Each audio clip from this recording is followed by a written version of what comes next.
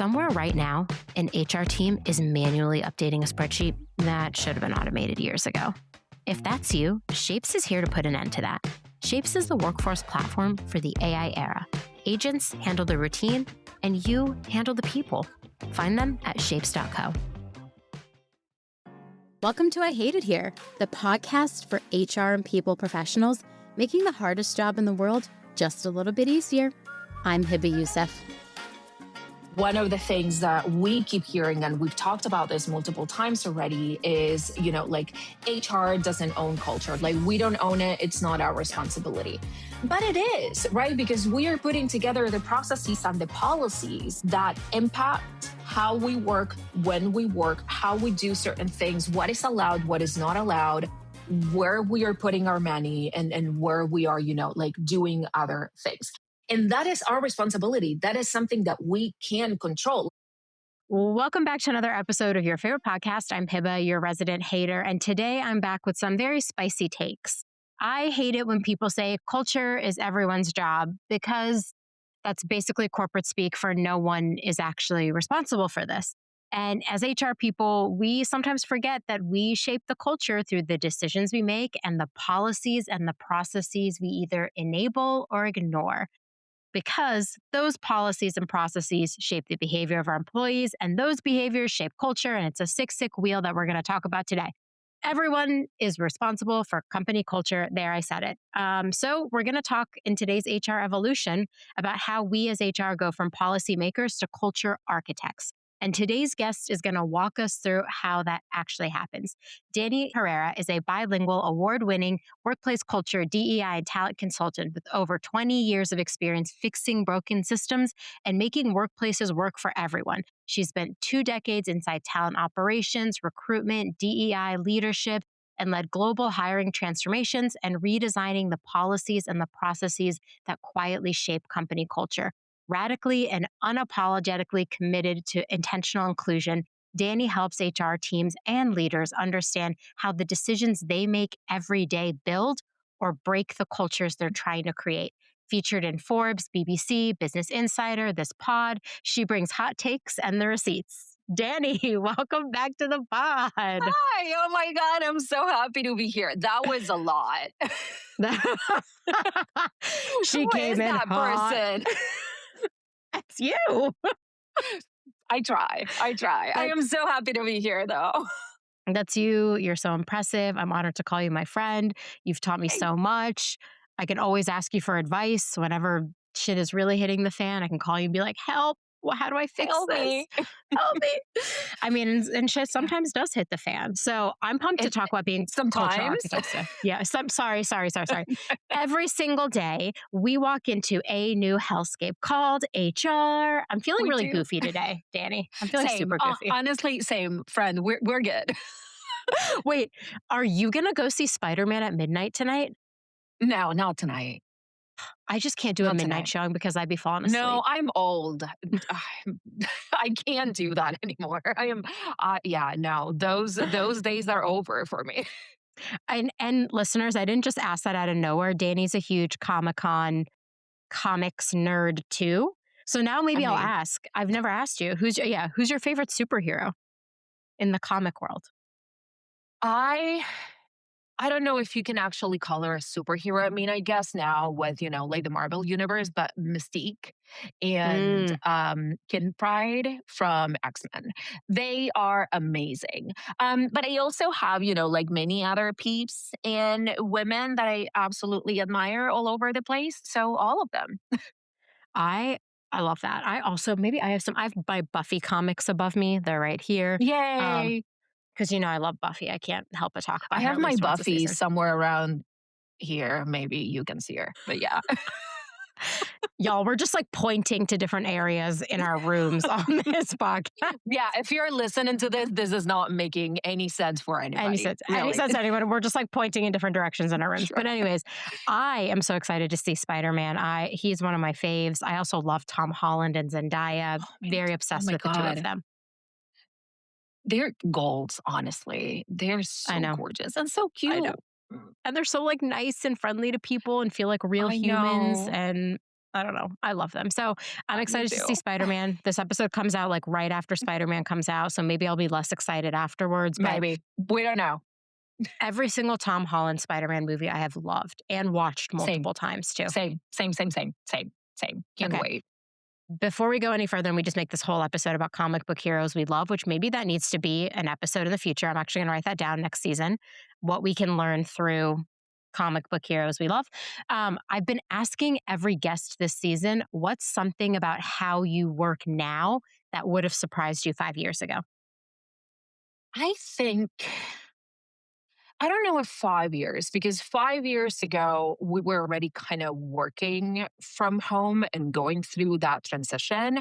But maybe like 6 years ago, like being able to stop masking at work. I'm neurodivergent, right? Like I'm neurospicy. So whenever I have to go into an office, I have to put on a mask of like, this is the corporate Dani. I have to wear hard pants and shoes, which I hadn't done in a very, very long time. So having the opportunity to actually work from home, it's made me a better worker between a millionaire quotes, because I can actually focus on the things that I want to focus. I do not have to perform for anybody. I do not have to play, like the politics of, like, oh my God, how are you? Oh my God, like all of that. I am actually really excited to be in the place that I'm in right now. I love that. I too also couldn't have imagined working from home, but I am so disruptive in an office. I'm genuinely I don't know how I worked so much in an office because I would get distracted by everything. Everything. Yeah. Yeah. Yeah. That happened to me too. And not only the distractions, but it was just like, it was uncomfortable. Like the very bright lights and these smells. Like one of the biggest office that I worked at, we had the cafeteria like in the center of the office. So Ew. everything was made there from, like coffee and lunch and, like after hours. So it was like the entire day, like food smells. So it was uncomfortable. I cannot do that again. If I can choose, I will prefer to stay here. Same. I feel very privileged. I've not been forced to go back to an office, but we also know both of us are like big proponents of Yeah. both of us are big proponents of like remote work and also anti RTO mandates that force people in the office on very specific days. We're both Yeah. fans of flexibility and people picking, but yeah, no, I'm with you. I was so not productive in an office, and the lights is so funny because the lights would always hurt my eyes, so we would always dim them in our section at my last office Yeah. job because it was so bright. Yeah, I had to do that too. And the other thing that I had to do that it also kind of connects with culture, the topic of the day. Yeah. Um, we used to move like it was, like an open floor kind of office. And we had to move all the time because, as you know, recruiting and talent, Mm, we don't necessarily always have the chance or the opportunity to choose. So we are moved around to whenever we have to. And I would be the only person like doing my absolute best to try to find the quietest spot in whatever place we were given. And I was judged so much for it. Like, oh my God, you don't ugh, really want to sit with us, or and I'm like, friends, I need to sit down and work. But we were working under this culture of, like we are so cool and communication and like good vibes because it was a creative industry. Then anything that was, like outside the norm, whatever that might be, was, seen as disruptive or you're not a team player. So yeah, ew. not a I fan. ha- I hate that. But also that was like Same. the perfect transition to what we're talking about today about how to be better culture architects because, a lot of the processes we write do dictate our culture either consciously or unconsciously. So, Yeah. you've spent 20 years inside talent ops, recruitment, DEI, you've watched policies get made in real time over and over again. When did you first notice that those like processes were actually becoming culture decisions? Yeah. I don't know if it was a very specific like date or anything, but as you know, they compound. Like when you've been doing this work for so long, like even when I was a recruiter, you can actually see some of the things that a particular company is doing that the other company would absolutely hate, and like a particular question that we should ask in this particular team but you could never ask on the other one because the microculture is a little bit different. So those were the things that started compounding that made Yeah. me realize, like, okay, we do not have a standard for anything, not only as like company culture wise, but also in Yeah. HR or talent, or there is no baseline for anything. Like, everyone is running on vibes, like everything is doing whatever they think is best. So when I started doing like my own thing as a consultant, I was like, okay, maybe this is my opportunity to try to help companies find that baseline and try to find ways to make culture work for them. First and foremost, identify what culture you want to have, and then we can work towards it. So, Yeah. yeah, Do you remember that we had this like, I don't want to say like mass psychosis, but there was this like weird moment in like working in HR when everyone was obsessed with culture. Like culture fit. every single, yeah, we're going to write this culture manifesto and we're going to have the best Yes, culture yes. ever. And it's going to be on our website about what our culture is. And everyone like kept saying the word culture. And I'm like, have you ever, any of you defined this word? Do No, any of you know what this actually means? Do any of you no. care about like, you can't say your culture values flexibility and then you go to your processes and your processes are like, we are in office Monday, Wednesday, Friday. Exactly. Exactly. So that is the type of work that I do. And that is also the disconnect that I see with so many HR professionals, right? Because at the end of the day, I'm not gonna, blame anyone. We all have way too many things on our plates. We are all doing our absolute best. But there is a cognitive dissonance and there is a very huge disconnect Oh, yeah. from the things that we actually say and the things that we actually do. And as you were talking about before, like culture, that the way that we can identify culture is by the behaviors that you allow in your workplace, both positive and Hmm. negative. Hmm. So if you're not able to identify what those behaviors are, you will not be able to identify what you want your culture to look like. And that's how we end up with very toxic environments, with environments that are harmful for pretty much everyone but the CEO. So, yeah, yeah. And if you ask today, like 15 different HR professionals what culture means, you will get probably like 25 different answers. Yeah. I mean, I always say it's like how your employees behave when you don't tell them how to behave.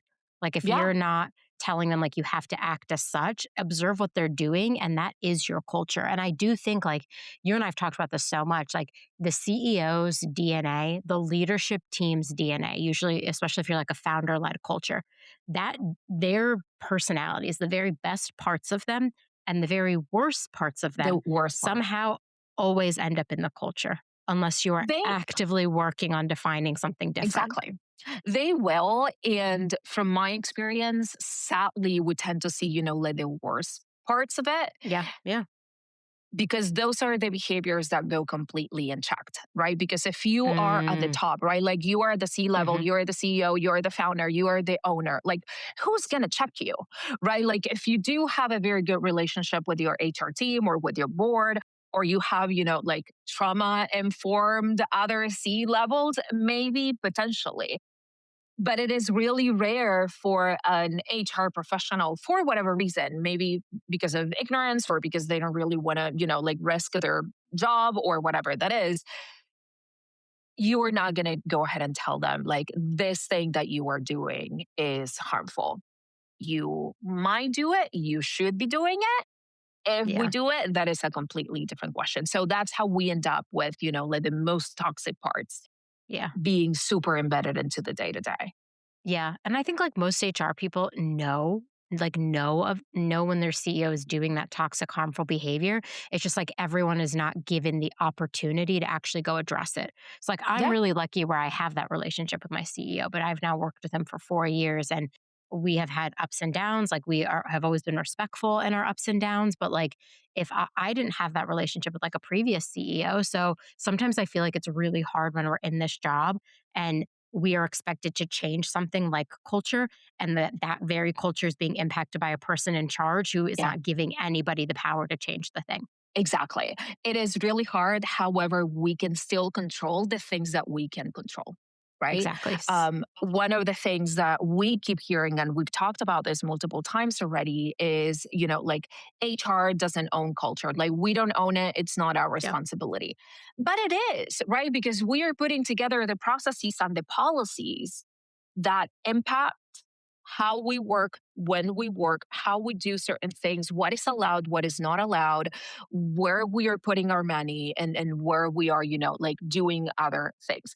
And that is our responsibility. That is something that we can control. Like I can assure you that no CEO is looking into, the fine line or, the small letter in the contract of the particular process that you are putting together. What they want to see is the Yeah. outcome. Like I haven't Yep. worked with a C level that wants to see the full process or the full policy that you've written, right? Like they don't care. They don't have the time to do that, but that is our job. That is how, and that is what we should be doing. But Yeah. I think that we go like, yeah, Yeah. no, culture is not necessarily my responsibility. I'll just put together this policy for, unlimited PTO, and then we implement it, we half-ass it, and then we move on to the next thing. I mean, it is, I have been there. I'm also one of those people who's like, sure, I could write this policy, but here would be the outcome. So that's like my way of dealing with it, where I'm like, if I know it's going to have a cultural outcome, I'll just say, yeah, we can do that policy, but like, here's what's going to end up happening. I don't even say the word culture. I just say, employees might respond this Yeah, way, yeah. and then that might slowly make them disengage. Like, I basically go all the way around it because the second you say the word culture, I do feel like Culture, people tense up. People like tense up in a really interesting way. Like, that's not our they do. culture, or like, da da da da culture. And I'm like, you don't actually understand it. So, like, my way of dealing with it is I don't even say the word because I'm like, I'm not Same. about to trigger them. I'm just going to talk about the behaviors, and that's Yes. going to resonate, I think, more. Okay. So, you're making this case that like we have to evolve. I mean, the whole season is about the HR evolution, but we're moving from policymakers to culture architect. Yeah. What do you think is the actual difference? So the difference is when we are focused only on pushing policy or pushing processes or sitting down and writing things up, we are focused on whatever has happened in the past, right? Like we are looking to the past or we are looking into, like very specific things that are happening right now. So we are putting out fires as we do pretty much every single day in HR. It's our job. What I'm trying to help us do is to start looking into the future with every single thing that we do, right? Like when we look backwards, when we are doing pretty much everything that we do based on data and past actions, we are not necessarily solving issues for the future. So, one of the things that I try to help HR professionals do is again, we might or might not say the word culture, right? But I try to help them see how every single thing that they do, how every single decision they make, how every single process they put together, how it impacts the entire company as a whole. So we build together like a map of sorts so we can connect the dots, right? Like, I don't know, you implemented a referral program. Okay, great. That is solving this particular issue that you have today, which is, you are not being able to hire people as quickly as you would like it to do or to be.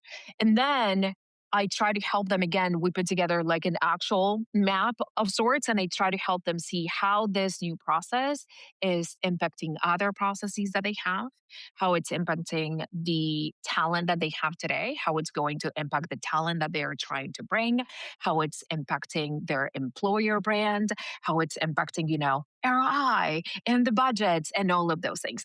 So that is, at a glance, the main difference. I'm trying to help HR professionals to, and I know that this is incredibly hard to do. I live in the real world. I know that sometimes we need to put out fires that we have in front of us. But what I'm trying to help us see and do is let's stop putting together a process that it's only going to help us in this very particular situation that we have today and try to see how we can make it work for maybe the next year or maybe hopefully the next 2 years in a way that is working for as many people as possible and not just for this very particular person in this very particular position. Yeah, like the full 360 view. And I like it when we're not being so retroactive, we actually get that opportunity to be proactive.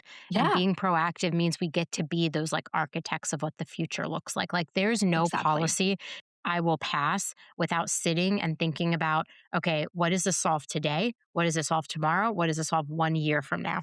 And if the one Exactly. year from now is not solved, or the 1 year from now is unclear, or the 1 year from now has a negative consequence, I'm going to want to talk about those negative consequences with my CEO, because that is the person I go to when I'm rolling out policies Yeah, and stuff, because he should know that, like, okay, this might work today, but 1 year from now, here's going to be the negative consequence of set culture or exactly. set Exactly. policy. And one of the mistakes that we make is that sometimes we assume that whenever we are, whenever we solve a problem for today, okay, it is done. And we Yeah. tend to assume that, thinking ahead or planning ahead is an extra step, or it's something that, like something else that we need to do, when that's not necessarily the case. When you are trying to solve issues or problems, Yeah. looking ahead and looking back at the same time, you are solving your own problems. You are helping your future you. Yeah. So that's what I try to help our peeps to do a little Yeah. bit more. Sometimes I laugh and I'm like, that's a problem for future Hiba. And then I'm like, I don't want this problem in the future. So let's just solve it now Exactly. so I don't have to deal with it 1 year from now. I mean, Yeah. let's sit with the culture as everyone's job for a second. I've heard Yeah. so many people say it. I feel like I've also said it. Like, why do you think HR reaches for that line? And like, does it let us off the hook to a certain extent? I think it does. So I think that there are many reasons why we tend to say that, right? Like, as we were talking about before, we usually believe that culture comes from the CEO, which, or the founder, or Yeah. whomever that is. And usually that's Yeah. the case, right? Because it's not our company, right? I Like, agree. we are not Yeah. making the final decisions. Would look However, we different if it do was. have 100%. However, again, we are responsible for the things that we manage. Now, whenever we say culture is everyone's job, I understand the feeling behind it, and I do agree that we all have to do our part to make sure that the culture looks the way that it should look like. Yeah. However, there is no one else in the organization, unless we have, like a compliance team, or, like bigger teams. There is no one else in the organization who's putting together processes and policies that will impact talent, both the talent that you are trying to attract and the talent that you already have and the talent that has already left. And that is where culture lives, as we were talking about before. Like, this is the barrier or the foundation or the baseline for behaviors. If we do not understand that piece, we're just going to go, yeah, you know what? Like, culture is not my responsibility. And then we go ahead and we do not train managers on how to give feedback properly. And then when we have a manager come our way saying, oh my God, I need to fire this person, and you ask them, but did you give them feedback? They're going to say no. We're going to say, like, wait, but what happened? But again, it was our responsibility. That was our job. And that is where culture lives on the day to day. Mm, mm. That's so I feel like a little so much PTSD every time we say culture. Not PTSD is a medical term, but I do feel some sort of Yeah. like slight trigger when you say it because I'm just like everything is culture. Everything is culture. Like you have to Everything think is about culture. Everything is culture. and I was like thinking I was writing down recently. I'm such a dork. I was like journaling about cultures I worked in that I hated and cultures I worked in that I loved and what the difference was. Because I was like, was the difference me? Was it leadership? Was it the opportunity? Was it this? Was it that? And it came down to like leadership and the willingness to be employee. I hate saying employee first because, like, let's be realistic. We all Yeah. exist Yeah. in a capitalist society where our companies have to make money. So when we say Yeah. employee first, it's kind of counterintuitive to we also have to worry about the business. But I do think like the best cultures I've worked in have been ones where the HR leaders are really thinking about the long-term ramifications of 100%. the policy they built and why they built it a certain way. 100%. And one of the issues that I see when I talk to other HR professionals, that they tell me, culture is not my responsibility. I start asking, like very specific questions about the Yeah. things that they do on their day to day. Because as we were Yes. talking about at the very top of our call, like, HR professionals, when we go to HR school, air quotes, I did not go no, to HR school. Sorry. no, same. I went to the I streets. didn't, but I learned HR on the streets. same, same thing. Which honestly, if you ask me, I think it's. I don't want to start, like a debate on whether you need to go to school or you don't, but I think that hands-on experience could be very beneficial. Yes.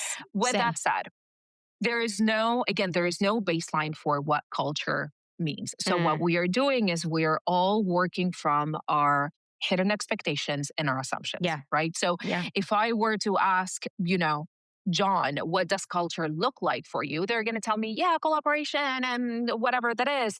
And then I Yeah. ask the person below them, and they're going to give me a completely different answer. So that also happens with HR professionals, even within the same team. Like everybody has a completely different understanding of what culture is. But when you start showing them that, as you were saying before, culture is in everything. Yeah. The words that we use, the way that we communicate, the behaviors that we allow, the way that we put money into different things, those are things that are impacting culture. That's when, as HR professionals, we start going like, okay, maybe I do have a responsibility that I was not seeing before. Yes. Yeah. So that is honestly the very first step. That's what I try to push people to do whenever they fight me on the internet on culture is not my responsibility. They always be fighting us on the internet. Like, calm down. Let's be honest. Most HR tech was built for a world that doesn't exist anymore. Shapes was built for this one. It's the HRIS for the AI era, where AI agents run the routine work alongside your team the way all effective AI integrations are intended. You get a secure HR core.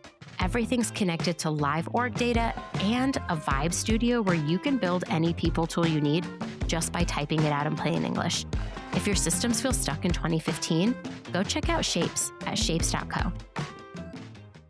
I have two pet peeves I need to talk to you about. My first pet peeve is when people are like, well, I just want to build Google's culture. Well, I just want to build Facebook's culture. Well, I just want a culture and they point to another company and they say, I want their culture. That is my biggest pet peeve. Or You one, can't. I gave you two. I just need people to understand like how all of our DNAs are different. I'm really loving my DNA analogy right now.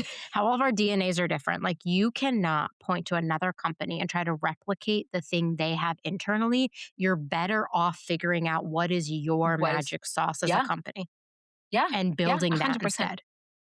100%. And there are many reasons for it. First and foremost, you are not working internally for that company. So what is hearsay. Unless you were there and you are now here, it is hearsay, right? Like, and it's fully biased. We are getting it from the media, from LinkedIn, from whatever it is.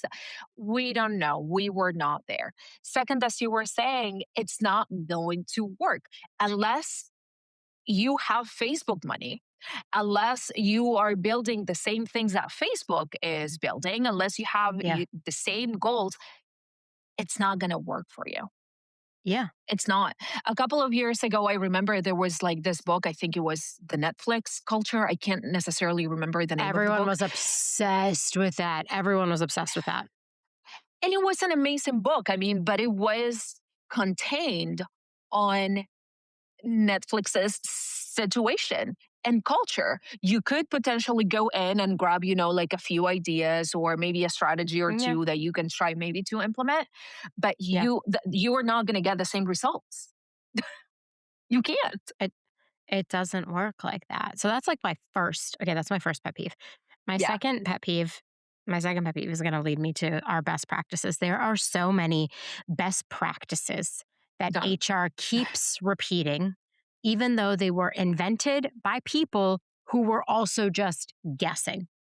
Yeah. What is one best practice you think we should retire immediately? I really hate that. Ooh, shit. I really hate when people are like, well, it's a best practice. And I'm like, best practice to who? I don't give a shit. Right. Sorry. Right. It's all what made are up. you trying to do? It's all made up. And I also am against referral programs. So now you have to tell me why you're against referral programs. 100%. Like Listen, I know that they work in certain situations. Again, you Okay. are trying to hire, you need to, but Yeah. referral programs at its core, they are inequitable. Mm-hmm. So whenever I bring this conversation to the table, what people often think, which is also true, is you are going to have a diversity problem, which the answer is yes, but I'm trying to go like yes and. What I'm trying to say here is when we implement a referral program, usually what we do is as the talent is coming, like pre vetted of sorts, because they've worked with someone that now works with us, the process for Yes. someone who's being referred is completely different than the process that we would give a regular applicant that is going through, like our ATS and our pipeline, right? Like, usually what we do is Mm-hmm. we Mm-hmm. force our recruiters to get back to referrals within 48 to 72 hours. They may have a shorter interview process. They might go directly to, the hiring manager or the CEO or whomever that is. There's also a lot of biases involved in the process, right? Like there's a lot of groupthink, right? Because if the person is coming referred by manager Yep. John or CEO Joseph, if I meet with that person and I do not like them, I am not going to say I don't want to work with this person because CEO Joseph loves them, Mm-hmm. right? So Mm-hmm. that is why I don't necessarily love this process as it exists right now. I am not saying that it can't be improved because it Mm. can, but the way that we are going about this process, the way that we've been going about this process like for decades, goes against probably the culture that we are trying to build. And it's inherently Mm. inequitable. And this is something that, not a lot of people actually agree with. But sure, What? fine, bring it on. What do you mean? I actually agree with that too. Oh, That's I'm not exactly the surprised. reason. I'm I'm not not surprised. surprised we agree, but like we don't have a referral program at Work Week, and people can send us referrals, but we don't have a Sure. formal program, Yeah. and we tell every single person, sure, if you want to refer somebody, they can apply to the ATS like everyone else. We will mark Yeah. that they are a referral. Like now in our ATS, you can mark that they're a referral, and we will review them the same way we review every other candidate. See, I would go a step further. I would actually Ooh, tell me. remove the tag from the ATS, naming that this person is a referral, right? Because Okay. unconsciously, you are getting a Okay. signal that again, this person is pre-vetted. The Yeah. ATS may not necessarily say like this person has Mm, been referred by Hiba or by me yes. or Yeah. by Yeah. manager, whomever. Um, but you are getting an unconscious bias signal situation that this person might be more qualified or might need my attention more than a regular candidate. um, Again, it is way better doing it that way than having it as many ATS do as of now that actually say like this person has been referred by X, Y, and Z. That I absolutely hate. But yeah, Okay. it's like Okay. looking into the day to day decisions that we make that will impact how we work and the culture at the end of the day. I love that. You don't want a culture of people thinking like the only way they can get hired or get ahead is by knowing the CEO Yeah. Yeah. or And by you don't knowing want to someone there. be, yeah. And you also don't want to have like your recruiter or your interviewing believing that they have to give like a completely different treatment, like a VIP kind of situation, just because someone knows somebody else. Ugh, ick. Okay. That's like a really good I think that's a really good thing where like people assume they're doing something right by a referral program and actually it's causing behaviors that are impacting the culture in ways they might not even realize. I love that Exactly. example. Okay. And then W- and then we can go one step further. And I am not saying that everybody's doing this. I am not going to blame anyone trying to make another cent in this particular job market. But we know that many of the referrals that are coming in our way, they are not necessarily people that we know. If our Mm, audience is not necessarily familiar, there are so many Reddit threats out there that is like referral slash something where I, employee of XYZ company, I go ahead, I post, I share all of the jobs that are open in my company. And if you want to apply, you send me your resume and I will send you in as a referral. And then we either split the money or I make the referral bonus, right? I am not going to blame anyone for doing that. Like things are the things they are right now. But we also need to keep in mind that that is also happening. So how are we balancing things out? I didn't even think about the referral money Friend, part of it. I didn't even think about friend, the referral money. But I did friend. work at a company that did that and gave us a lot of money for referring people. So like, Yeah. Yeah, I'm that's not usually what happens. surprised.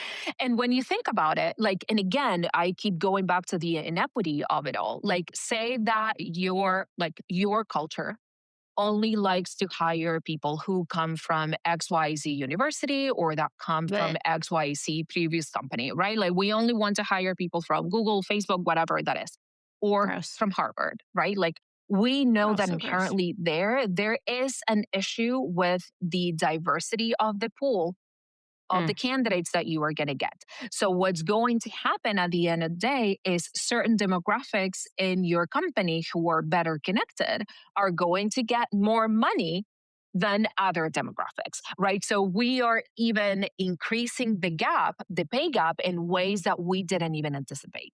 So, Down we with want to referral think about programs. every single decision that we make. That is the goal.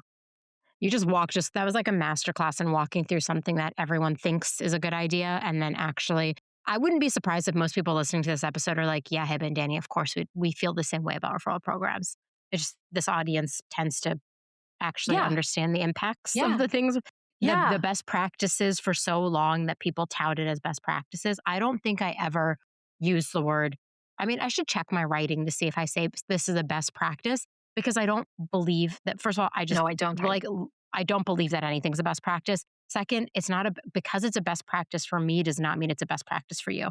Back to the Exactly. whole I am not in your organization, therefore I Yeah, should not be giving advice. I mean, I give exactly. advice on like, here's how I encounter this thing. Here's how I've handled it at small organizations. But I never call it a best practice because like I could suggest something that someone could read in the newsletter and be like, that would never work in my environment. Yeah, And I would never yeah, want to isolate them. I would just want to be like, here's something you can try. If it doesn't yeah, work for you, it doesn't work for you. I yeah, hate people who yeah. are like, blah, blah, best practices. I'm like, shut your mouth. Same. I understand why that happens.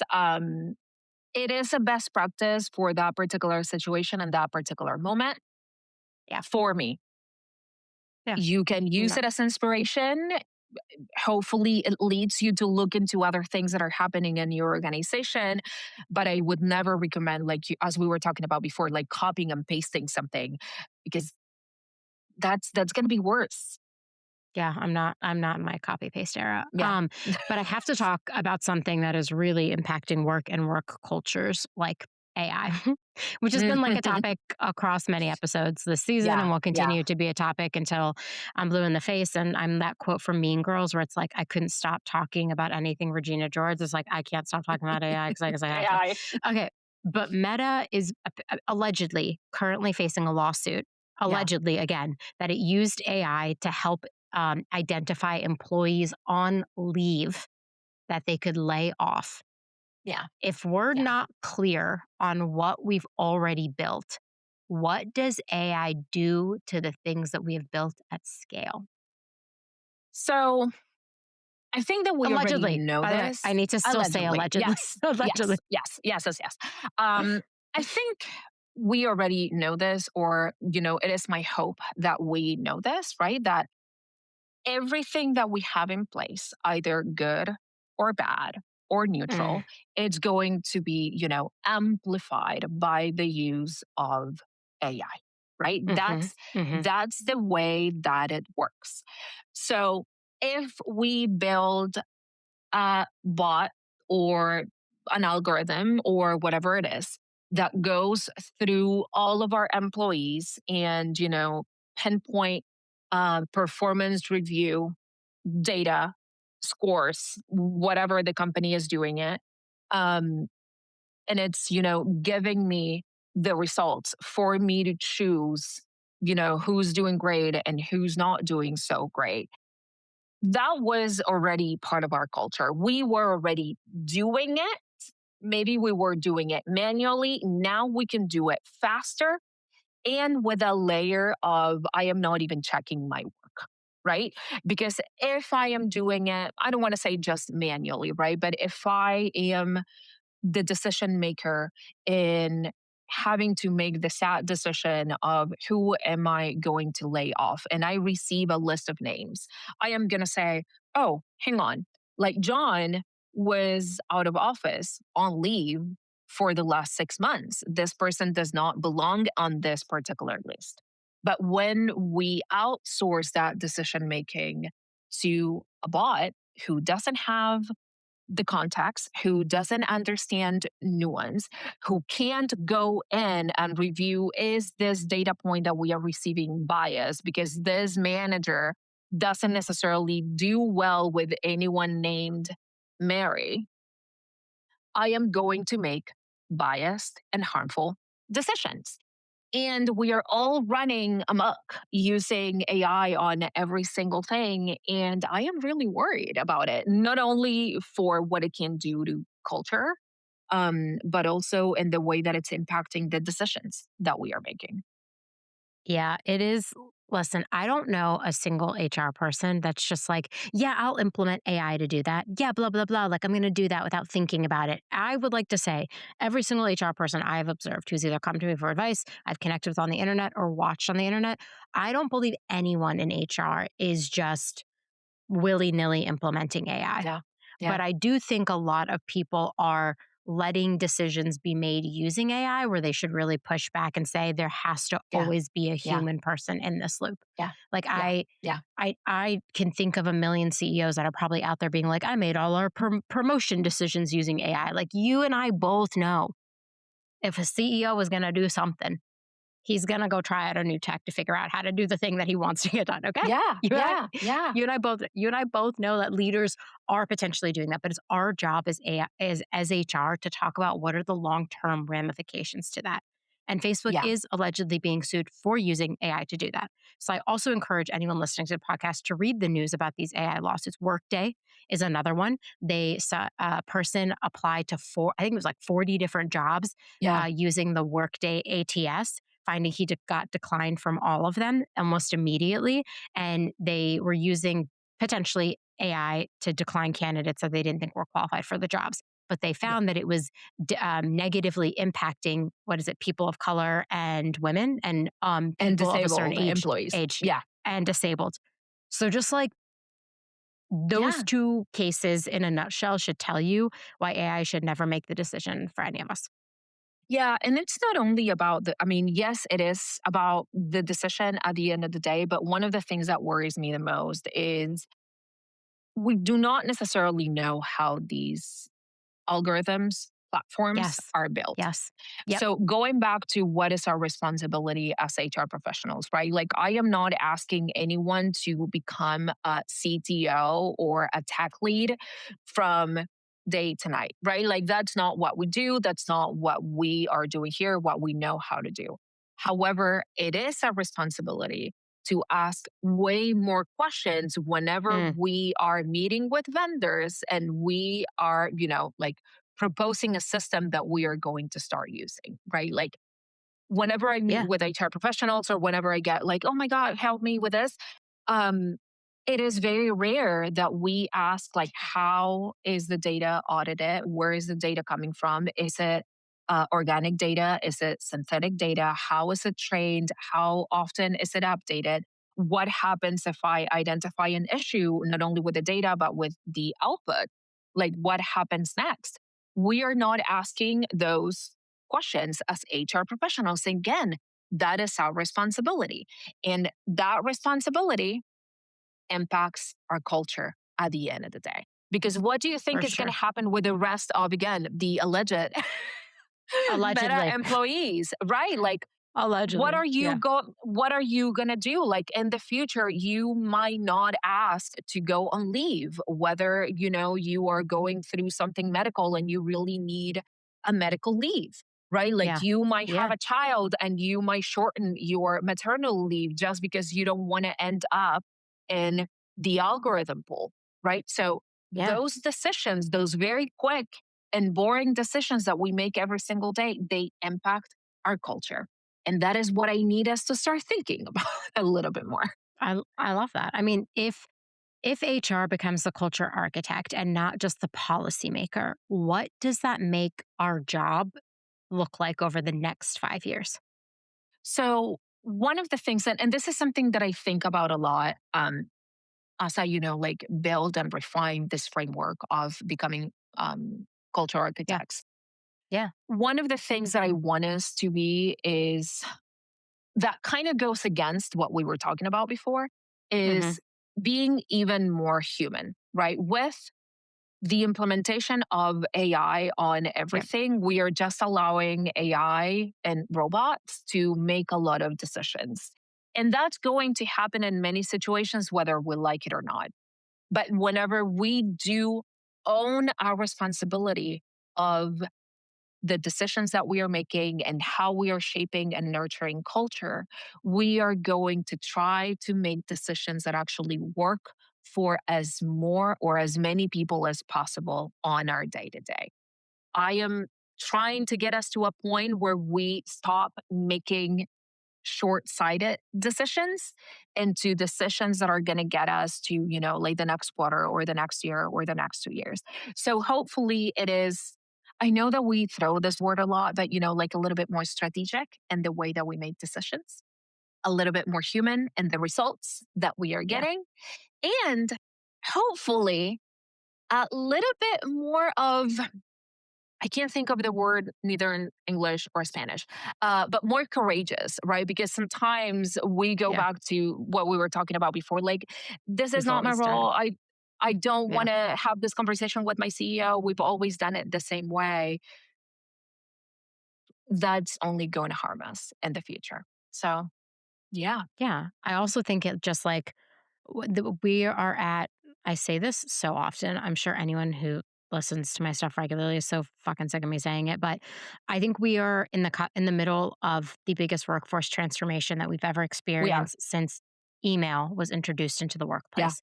And so when I look at that, I'm excited because I was not around when email was introduced to the workplace. Okay. I wasn't. Y'all can figure out how old I am. I don't care.